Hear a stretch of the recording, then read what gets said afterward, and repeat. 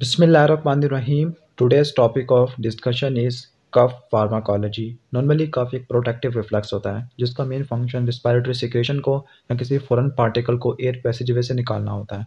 लेकिन जो कफ होती है उस कफ को depending upon nature of sputum उसको दो कैटेगरी में डिवाइड कर देते हैं। एक होती है प्रोडक्टिव कफ, दूसरी नॉन प्रोडक्टिव कफ।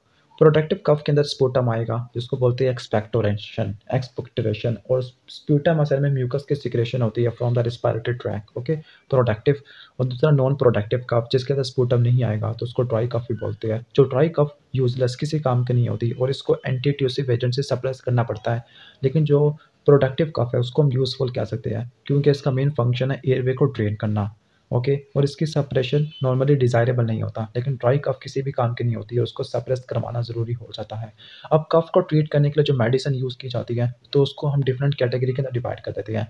एक कैटेगरी है फेरेंजियल डैम्यूल्सेंट्स है, दूसरी कैटेगरी एक्सपेक्टोरेंट होती है, म्यूकोकाइनेटिक्स होते हैं, तीसरी एडजुवेंट और एंटीट्यूसिव कफ सेंटर की सप्रेस कर देती है। ठीक हो गया। तो पहला फेरेंजियल डीमल्सेंट्स है, तो इसके अंदर आ जाती है लोजेंजिस आ जाती है, सिरप आ जाती है, ग्लिसरीन आ जाती है और लिक्विडिस आ जाती है। ओके, अब इसका मिमोनिक असल में क्या है? इसका मिमोनिक है गिलास। अगर आप गिलास में पानी पीते हो ना, बस ए को हटा देना, GLASS, ऐसे एल 2 मरतबा रख लेना। अब एक्सपेक्टोरेंट वाली कैटेगरी को जिसको हम म्यूकोकाइनेटिक बोलते हैं, इसको भी 2 कैटेगरी में डिवाइड कर देते हैं। कुछ ऐसी जो सिक्रेशन को बढ़ा देती है और कुछ म्यूकोलिटिक्स होती है। ठीक है, अब इन सबको वन बाय वन एक्सप्लेन करूँगा। तो सिक्रेशन को एनहांस करने में पोटेशियम सिट्रेट, पोटेशियम आयोडेट, ये आपने याद रखना है, अमोनियम क्लोराइड। और म्यूकोलिटिक के अंदर एसिटाइलसिस्टीन, याद करना, ये वही एन-एसिटाइलसिस्टीन है जो आप पैरासिटामोल की पॉइजनिंग में देते हो, जिसको आप एस्टामाइनोफेन बोलते हो। ठीक है, एंटीट्यूसिव्स के अंदर जो कफ सेंटर को सप्रेस कर देती है, इसमें ओपियाइड्स हैं, कोडीन एंड डेक्स्ट्रोमेथोर्फोन आ जाती है। नॉन ओपियाइड में नोस्केपिन है, डेक्स्ट्रोमेथोर्फोन है। ओके, एंटी हिस्टामिन में क्लोरफेनिरामिन है, डाइफिनहाइड्रोमिन है, प्रोमेथाजिन होती है जो कि H1 ब्लॉकर है। पल्मोनरी रिसेप्टर डिसेंसिटाइजर भी होती है जिसमें प्रेनॉक्सडायज़ीन होती है। बाकी जो एडजुवेंट एंटीट्यूसिव होती है वो ब्रोंकोडायलेटर्स होती है। फॉर एग्जांपल साल्बुटामोल, टर्ब्यूटालिन जो बीटा 2 रिसेप्टर को स्टिमुलेट करवाती है।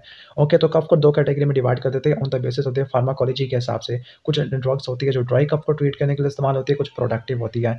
जो ड्राई कफ को इस्तेमाल करने के लिए होती है वो एंटीट्यूसिव होती है, जबकि प्रोडक्टिव कफ के लिए वो क्या होती है? एक्सपेक्टोरेंट को बढ़ा देती है। Okay, okay. तो एंटीट्यूसिव को कौन-कौन सी एंटीट्यूसिव में आ जाती है? कोडीन आपने याद रखना है, डेक्स्ट्रोमेथोर्फोन याद रखना है आपने ओपिएट की फार्माकोलॉजी में। बाकी एक्सपेक्टोरेंट के अंदर पोटेशियम आयोडाइड, ब्रोमहेक्सिन और एम्ब्रोक्सोल आ जाती है। एक्सपेक्टोरेंट ऐसे एजेंट होते हैं जो ब्रोंकियल सिक्रेशन को बढ़ा देते हैं या जो म्यूकस की सिक्रेशन को जो म्यूकस की सिक्रेशन की विस्कोसिटी को कम कर देती है। इसमें पहला पोटेशियम आयोडाइड डायरेक्टली काम करता है, ब्रोंकियल ग्लैंड को इरिटेट कर लेता है। इसके अलावा इनडायरेक्टली भी काम करता है कि ये गैस्ट्रिक इरिटेशन करवा देगा, जिसकी वजह से वंस अगेन ब्रोंकियल सिक्रेशन बढ़ जाती है। लेकिन अगर इसको ज़्यादा यूज़ कर ले तो पोटेशियम आयोडाइड की वजह से हाइपोथायरॉयडिज़्म हो सकता है। ओके, फ्लेयरिंग अप भी हो सकती है। इसको प्रेगनेंसी में इस्तेमाल नहीं करना चाहिए क्योंकि ये फीटल हाइपोथायरॉयडिज़्म करवा सकता है। इसके बाद है ब्रोमहेक्सिन ये क्या करवाती है? म्यूकोपॉलीसैकेराइड की डिपॉलीमराइज़ेशन करवा देती है। इन शॉर्ट ये म्यूकोलिटिक है। म्यूकोलिटिक ऐसी ड्रग्स होती है जो कि विस्कोसिटी को कम कर देती है। ओके, इसके बाद है एम्ब्रोक्सोल ये ब्रोमहेक्सिन का मेटाबोलाइट होता है, ये भी म्यूकोलिटिक ड्रग है। इसके अलावा एंटीट्यूसिव ड्रग होती है जो कि सेंट्रल नर्वस सिस्टम पे जाके काम करती है या कुछ रिस्पायरेटरी ट्रैक पे जाके काम करती है। ये कफ की रिफ्लक्स को ब्लॉक कर देगी, या तो सेंटर को उड़ा दो या सेंसरी इन्फॉर्मेशन को ही ब्लॉक कर दो।